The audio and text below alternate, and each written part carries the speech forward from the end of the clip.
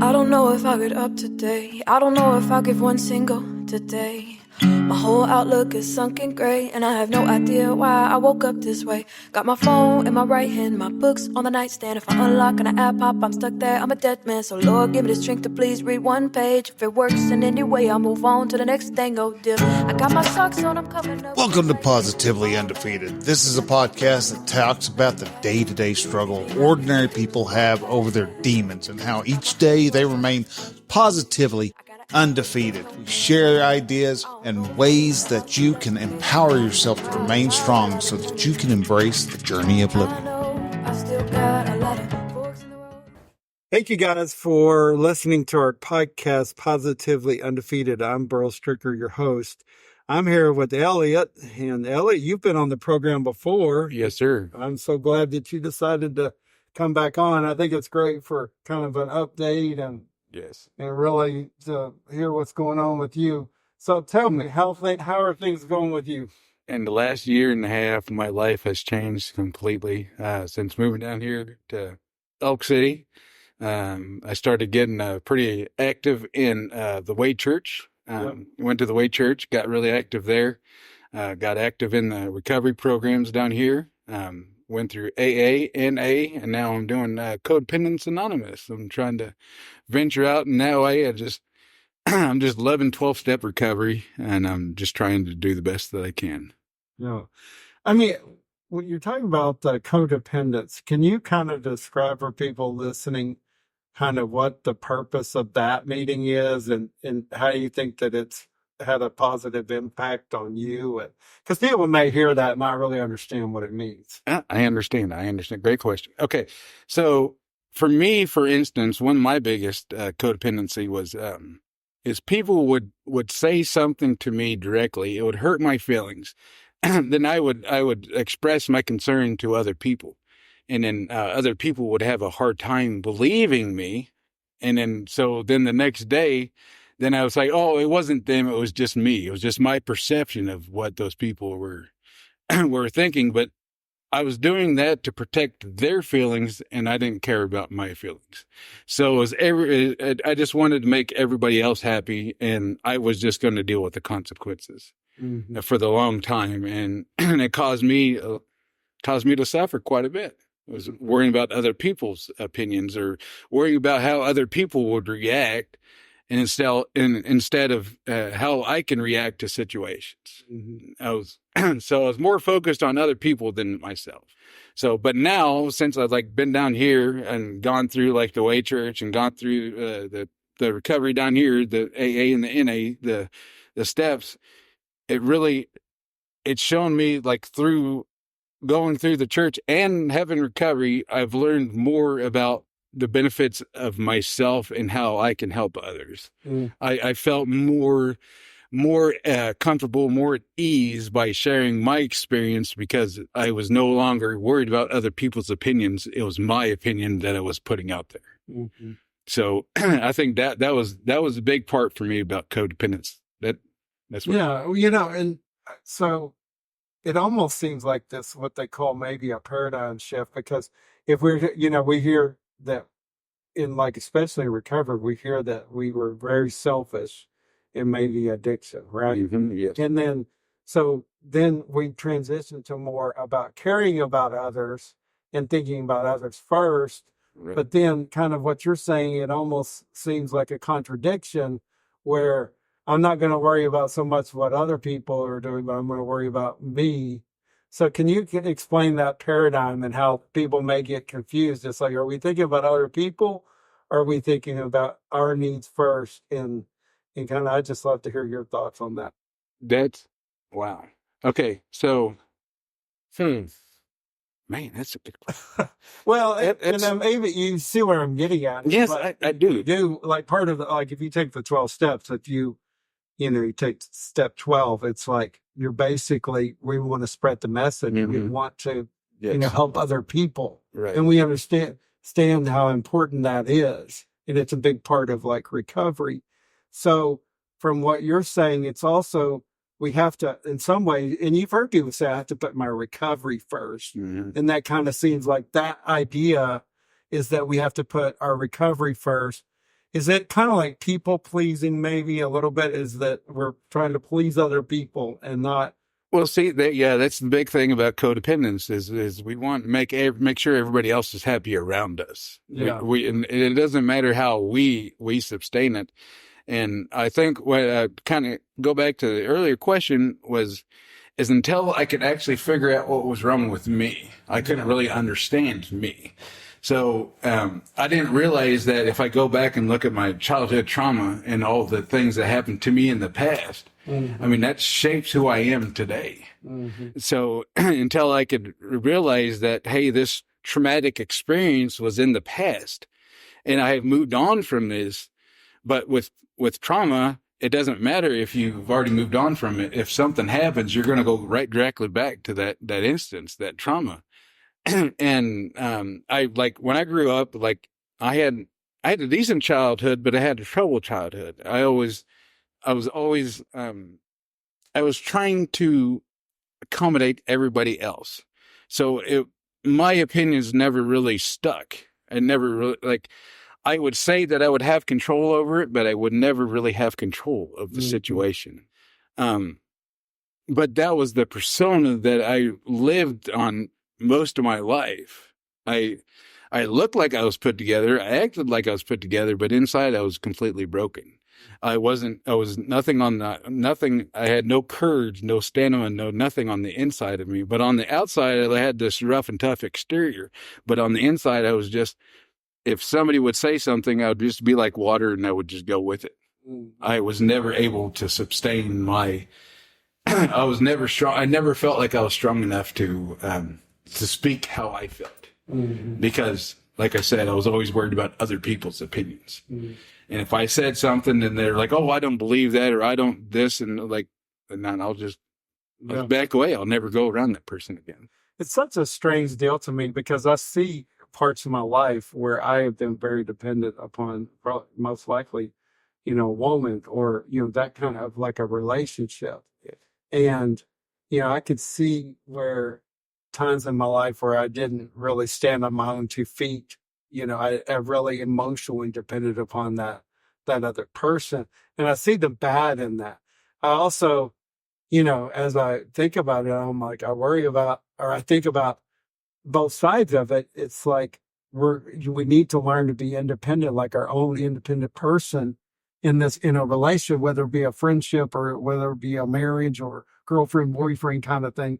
But also it seems like a fine line there. There's a fine line between I can stand on my own and I can't, in this relationship, and but on the same point, not be so dependent upon them and to affect it. What it comes down to is I think it negatively affected me, and because I was so dependent, and then it negatively affected both of us maybe. Well, I think that all stems for me for the instance, like it went all the way back to like the childhood trauma. Yeah. And of course, like with my magnifying mind, so like, well, like we were talking about this, like with the trauma, like childhood trauma, like we can look back at the instance, we say, oh, my uncle slapped me over the top of my head and it really embarrassed me. And so that was when I was 7 years old. Yeah. But okay, so that was at 7. I'm 42 now. Okay. My magnifying mind can say, well, instead of my uncle slapping me across the head, he like punched me and pulled out a gun and like was pointing it at me. So that's what my mind will do is it'll take that little bit of trauma and it'll just expand it. It'll just blow it out. And then so until I could understand why I do that, why am I always looking for attention? I'm always looking for something. I'm always looking for somebody else's positive attention instead of looking for myself. I was always looking for that gratification through somebody else. Yeah. But until I could actually uncover what that was, then I wasn't able to move forward. Do you think that like the 12 steps program with the codependency, how do you think that it's affected your relationship with God or your higher power? How do you think that has affected like the group setting?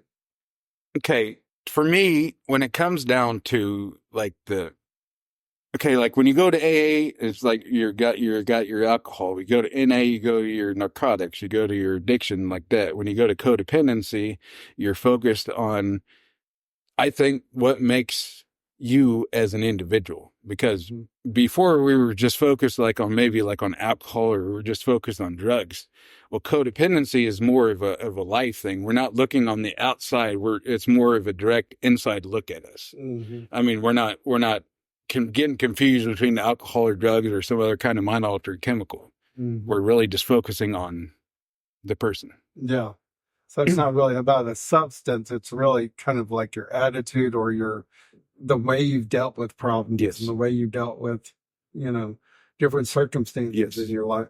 When it comes to mental health, relationships play a big part. Like when you talk about suicide, for example, suicide, I can't tell you how many cases I've seen in my own family or in other cases where there was this, like, we call it toxic relationship that drove one of them to the point where they felt like they didn't want to live anymore, like this despair.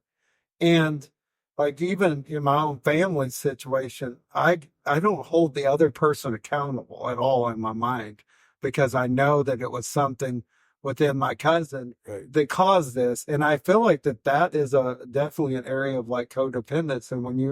And something's gone awry in that whole situation, in a relationship, whenever you feel like this is so toxic that I want to die because I don't want to be, I can't live without this person or something. That to me is like the ultimate example of codependency. Yes. And have you experienced kind of that kind of situation where it's like part of a relationship and it just didn't feel like it was? Okay, so this is the reason why I'm down here in Oklahoma. Yeah, is because my last marriage, it was 7 years, but the last 4 years of it, I was being really controlled by her. I was not able to really get out and do my own thing. I always had to follow along with her. I always had to do everything and I felt that was my job. I just needed to make her happy. yeah. But then after a while, then I started looking at myself and I'm like, I don't do anything for myself. I mean, I may go to meetings or like, at one time I went and got a part-time job. She told me that I didn't need to get the part-time job. She told me that I was messing up. I was doing the wrong thing, but I was doing this for myself. Yeah. And then that did not make her very happy. So that's the kind of relationship that I just came from. Yeah. And, to have that kind of control, but how do you think the 12-step, like the codependency, how do you think that's helped you kind of like see that situation in a different light? Because in the book, it talks about like the shame, the trauma, the everything like that. I mean, it just brings everything out into context. Every single question I've ever had about in recovery, I've found it in that book. And I've only had that book for maybe a month, 2 months, and I've already had to glue it back together. I mean, that book, it's just... What's the name of the book? It's Codependents Anonymous. Oh, so I guess anybody can pick it up on that. Oh, yeah. I think it sounds like a great read. I'll have to order that. And I like to read on Kindle, so I either Kindle or order it. But yeah, it sounds like a great book. What do you think, like, is there... like somebody listening that lives in a different state or different town? I mean, how would they find out more information about maybe a meeting in their area? Okay, so the best thing that I found is like when I was in Kansas, we had the Central Kansas Mental Health Foundation, or CKF. Down here in Elk City, it's the Red Rock. So that would probably be one of the best questions or best places to go ask questions. Yeah. I've been to people cite like all different other kind of sources, but if you go to a place where they really want to help people, like at the bottom, they'll lead you in the right direction. I think people are scared to death, and this is something that I want to help overcome. But I think people are scared to death to go to an organization like Red Rock and say, "Hey, I need some help," or I want to try to, I'm struggling in this area. And they're scared to death of it. And it's almost like they feel like that organization is going to lock them up and put them in a straitjacket, padded room, and throw away the key. And that's just not the way it works. A lot of people will look at that, and a lot of people look at like the recovery meetings like AA or NA or something like that. They're like, well, I'm okay. So for me, I remember when I was taking guys through walking guys through the 12 steps, and I would always say, like, you know why it's always so hard for a man to ask for help, like to walk through the steps of recovery? You remember when you wanted to go ask that first girl out to dance or whatever, how nervous you were? Well, it's the same thing as a grown man, and we still have the same thing. We feel ashamed going to ask another man, but until we do, then we realize that, hey, No. Life is not as tough as I've made it. I mean, I just need to make the next action. I don't need to make a huge decision. I just need to make the action. Yeah. Do it.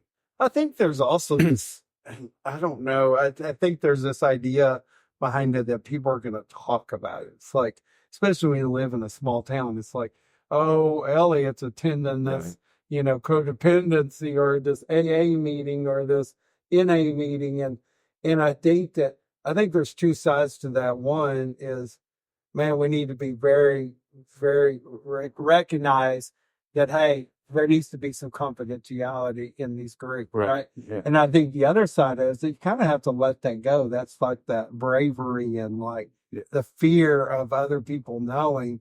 You kind of have to let that go because you can't control what other people say and think, and you know what I mean? Right. And so, I mean, I think you've dealt with that. I've dealt with that. It's like there is some shame involved with I'm having to ask for help and I'm going to this meeting, and and I think that's a perfect example of where you can be so worried about everybody else and what they're going to think about you going to get some help. Yeah. And yet, man, you not getting help is like the worst thing that you can do. Right. Because you're not thinking about what's best for yourself, You have any thoughts really on that confidentiality, but also getting over some of it? Well, I think a lot of it too is it comes down to like the decision that I'm making. Is this decision going to better other people's life, or is it going to better my life? Yeah. And until like I could fully concede to my innermost self that I needed help and I needed to go to any length to get it because I've ruined so many other parts of my life, that was more embarrassing than saying that, hey, I'm powerless over alcohol or I'm powerless over drugs. That's not as embarrassing as some of the other stuff that I've done. So, yeah. And to get that awareness of where I'm at right now, it's like my first sponsor says, if you come to AA just to quit drinking, you're missing the best part of AA. Mm-hmm. Because it's the half of the first step that talks about alcohol or talks about her addiction.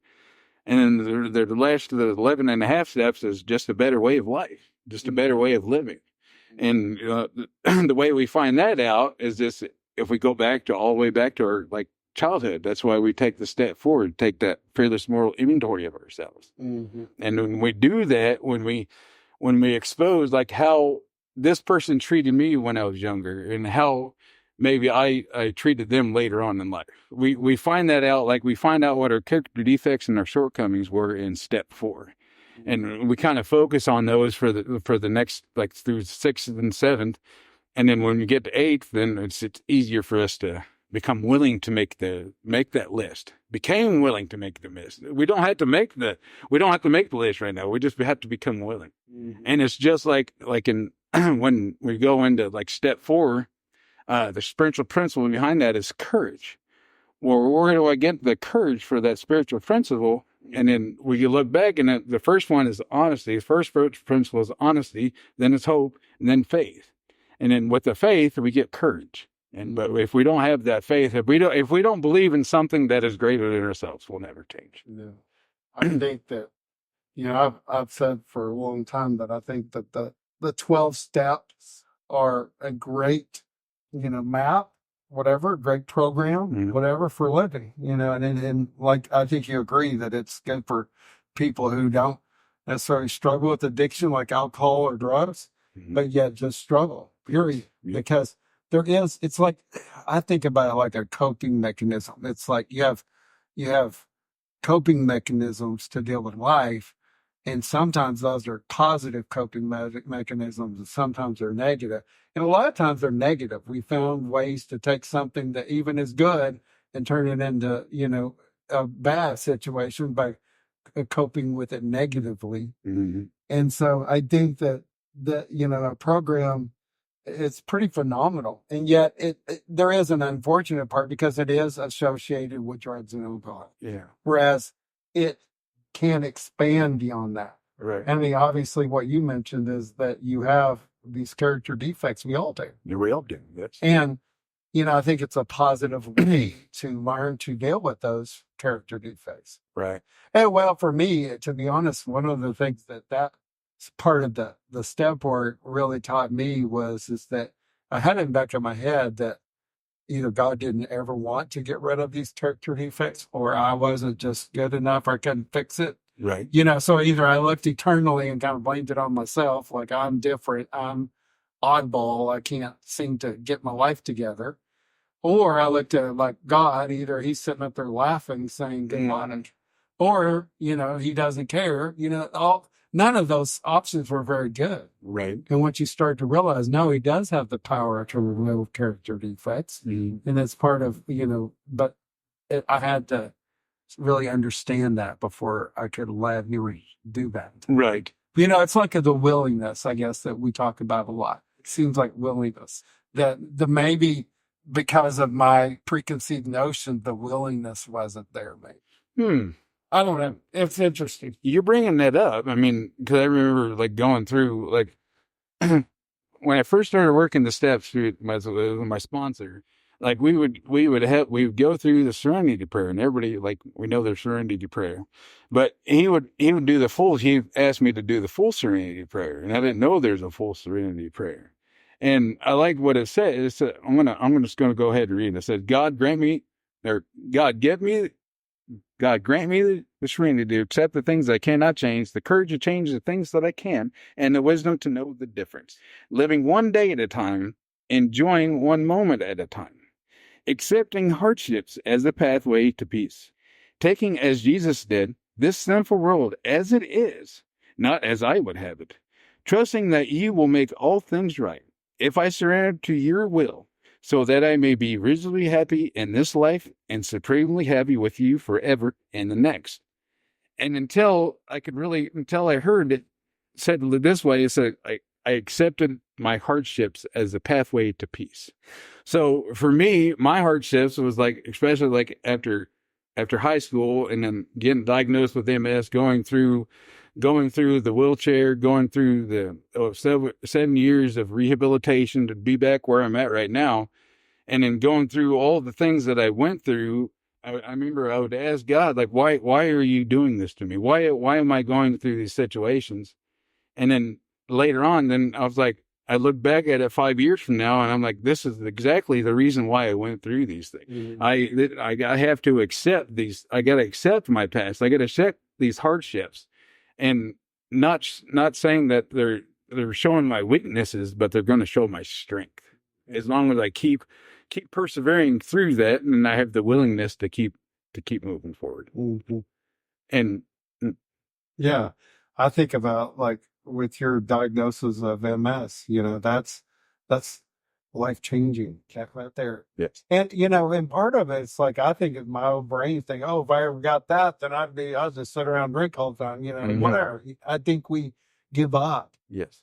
When at certain, revelations or certain things happen in our life, then we, I think we have a tendency to kind of quit. Yeah. And when we were talking about the character defects, I think that I quit on some of those character defects, just as almost this is the way I am, can't change it. Mm-hmm. And I think that the 12 steps really opened up the door to realize that there is, I don't need to quit. Right. Because, possibly I need to quit trying to figure it out myself. Yeah. Yeah. That's probably the problem. I'm trying to figure this out and trying to figure out life and thinking God don't care because he allowed this to happen or whatever. And then what the 12 steps for me did was make me realize there was a solution. There was an answer to this. And, for me, it's as much as I read and studied and whatever, self-help books, Christianity, all of it.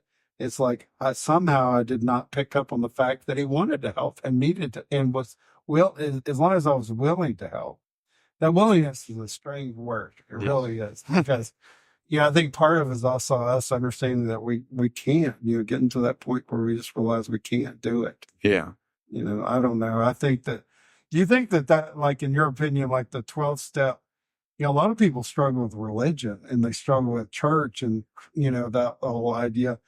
To me, it's a very spiritual program. How do you feel like that spiritual program fits into the 12 step codependency? If you personally are not willing to accept that there's a higher power, or that you need help, or that there is a solution for what you're going through, but you're going to have to do some extra work to get it done.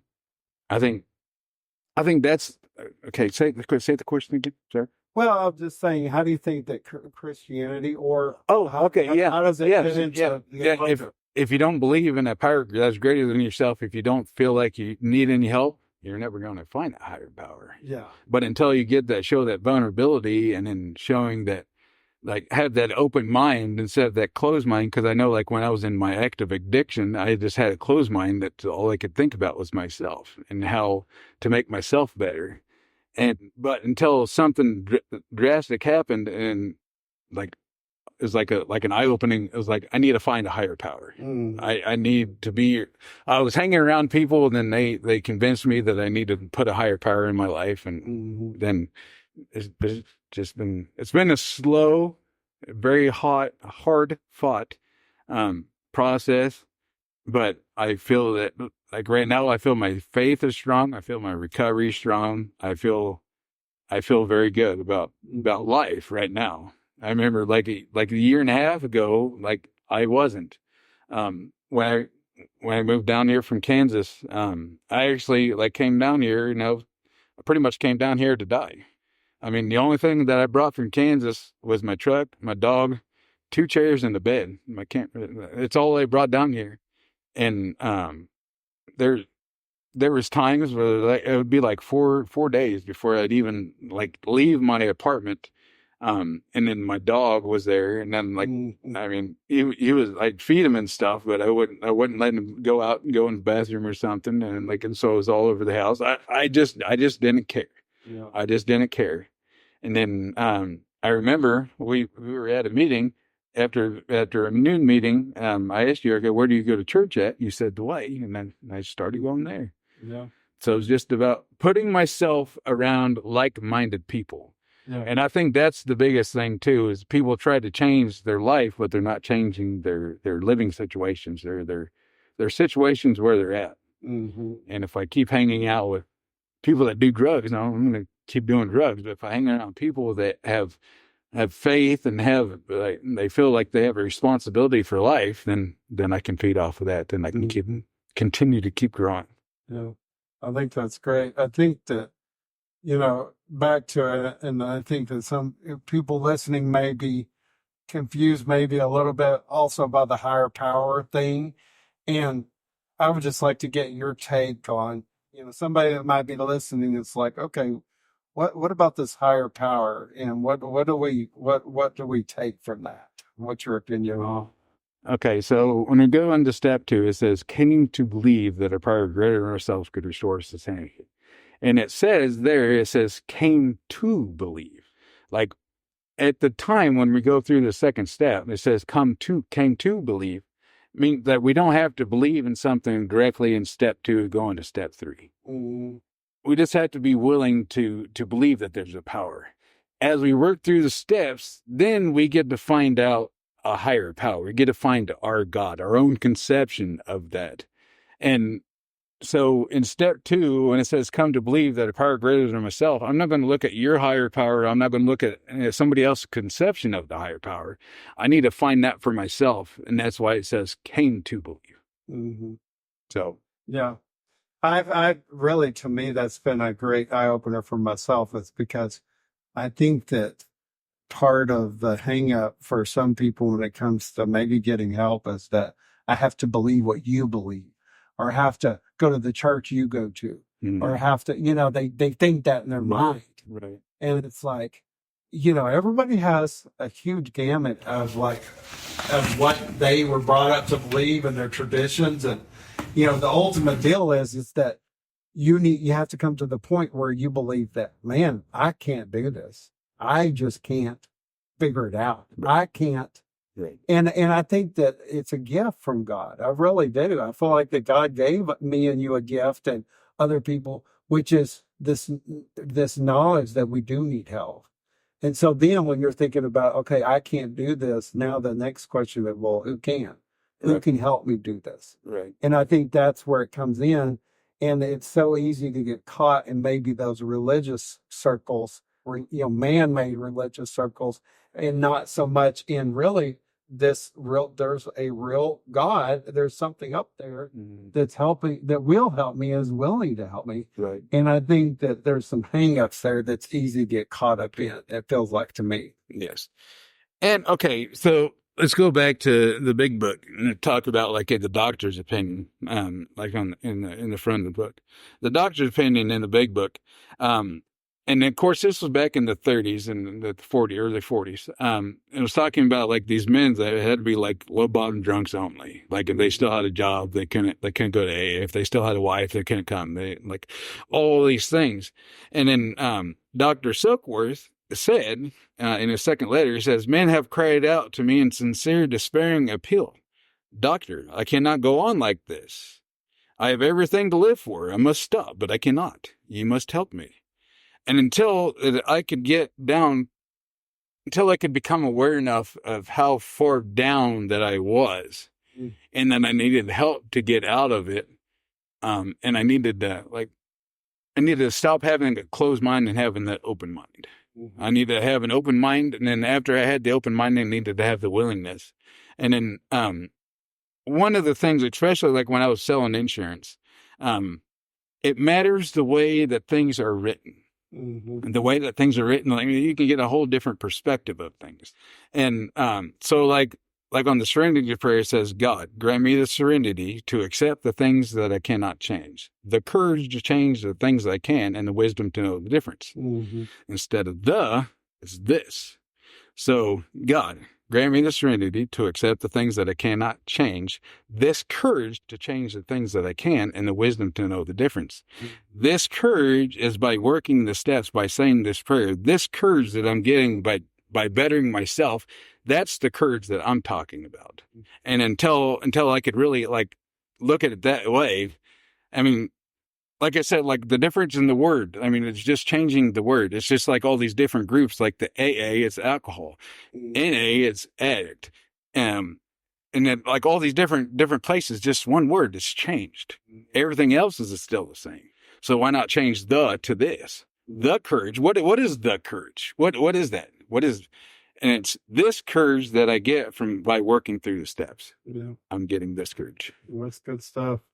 Well, I asked you this last time when you were on the podcast. By the way, if you guys are listening and you didn't hear Elliot's first podcast, I think it was like a year ago. Does that sound right? Year and a half, about a year and a half ago. Yeah. So you need to go look back and listen to that podcast because it was a great podcast. And, but I asked you then and the same thing now, if people want to reach out to you, what's the best way for them to kind of reach out? And maybe they want to ask you some questions or connect.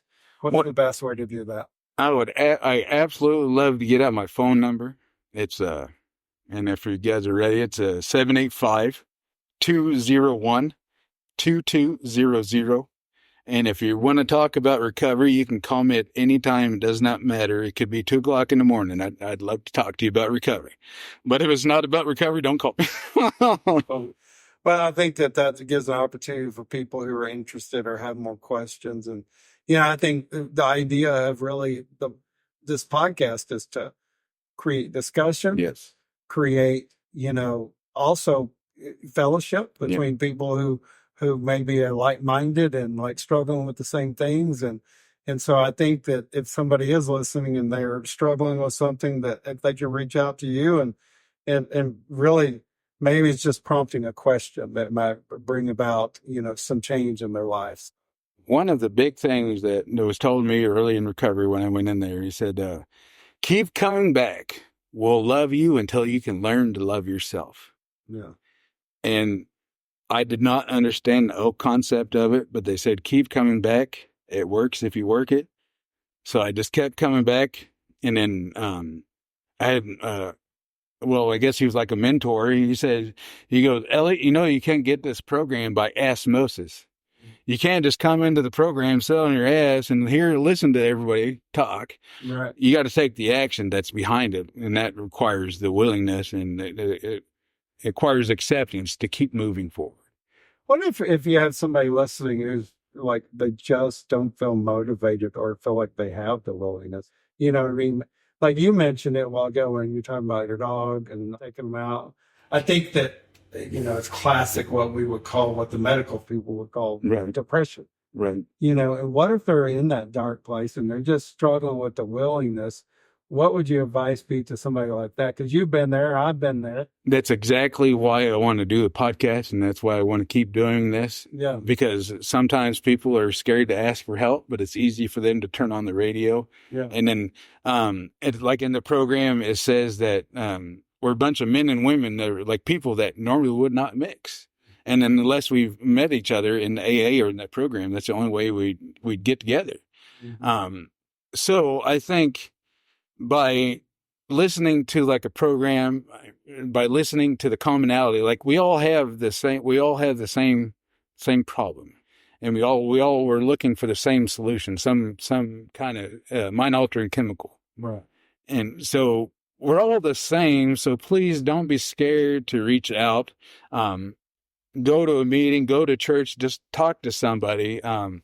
Once we do that, it's such a freeing experience, and the ability to actually love who I am today. Look, when I go into the bathroom and I go in there, wash my face, brush my teeth, I can actually look at the man in the mirror and say, I love who I am today, or I appreciate who that guy is today. Right. But if I keep focused on me, I won't even go into the bathroom. I won't even look at a mirror. Mm-hmm. I won't even know that I exist. Yeah. So, but now I feel comfortable enough to walk into the bathroom and see myself, look at myself in the mirror, to realize that I am here and I am present. And then Bill Wilson talks about it, and he talks about being rocketed into the fourth dimension of existence. And you think like dimension, you think like the three, the height, the width, length, and the width. The height, width, length. And then, so what's the fourth dimension? Well, the fourth dimension is time. Yeah. And it's the ability to say, I'm here right now.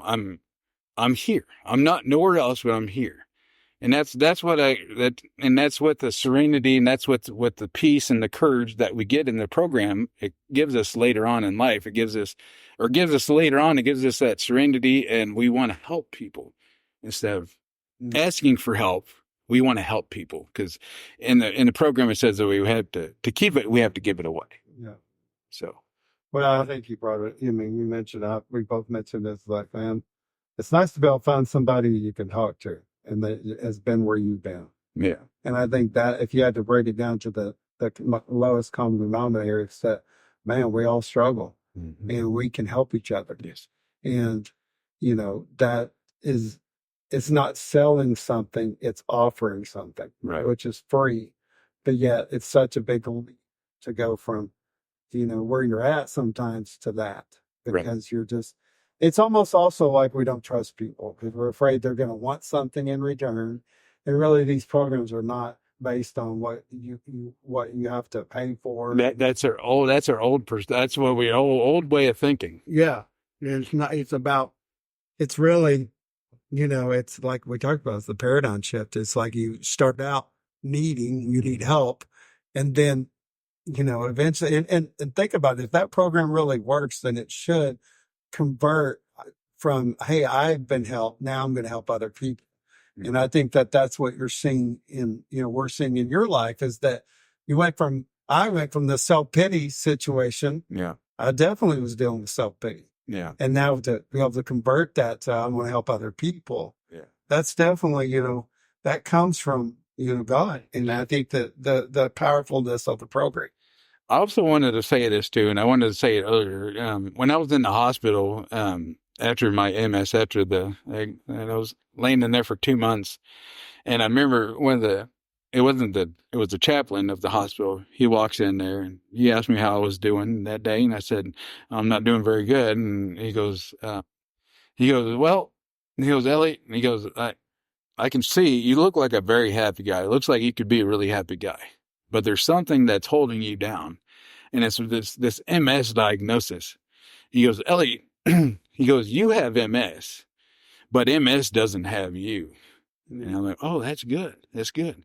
Then I heard a guy a couple of months ago, he's talking about, he goes, I'm on antidepressants, but I'm not a depressed person. I'm not depressed all the time.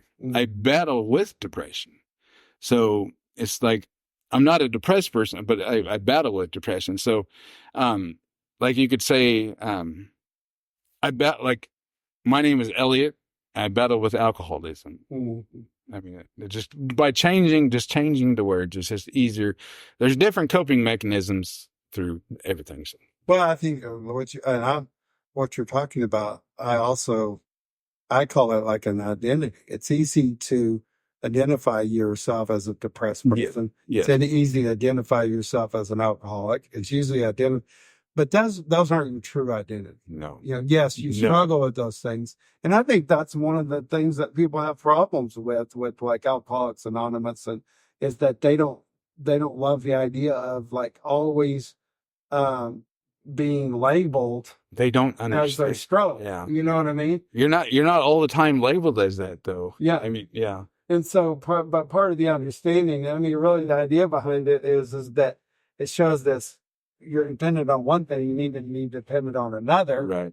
And it's really the identity of that dependency. Mm-hmm. And so once you identify that, hey, I'm dependent on the right thing, then the other thing that you've been dependent on that really becomes not so important, but it is an identity thing. I mean, really, if you only identify yourself as a person who has MS, then that looks like a bleak future. It's very limited. Yeah. But if you identify yourself as a child of God who has literally been brought to this earth to maybe spread this message that we're talking about, then that changes really the identity of who you are. But sometimes we can't see that through what our current identity is. And maybe that identity's been in our life for 30 years. Yeah. And that's where it becomes very difficult to break that habit of, this is where I look at myself. So good stuff. Yeah. Well, brother, I'm looking forward to the idea of us doing another podcast together and just, we talked about, maybe having kind of a group session and be able to discussion. And I think people will really enjoy that. Yeah. So, you let me know how I can help, and we'd love to be a part of that. For you guys listening, go to our website, eviloneless.com, and, that's a way you connect with us. There's all kinds of resources on there. And also, you have Elliot's number now, and if you feel like that's something he said, brought a question, or, you can relate to what he's talking about, then, of course, reach out to him. And thank you guys for listening, and I hope you have a great day. Okay, and I just want to say one other thing, too, on my number, 785-201-2200. If you have a question and you don't really feel like talking, text me. Text me the question, and I'll answer that way. I can do that, too. Just make sure you reach out. We're all here to help. Yeah, thanks, Elliot. Yeah, thanks. Thank you for listening to Positively Undefeated. If there was something in this show that resonated with you, please share the show with your community. If you want this show delivered each Monday morning to your podcast app of choice, please subscribe or follow. And if you'd like to get a hold of Burl, please do so by going to burlstricker.com/contact.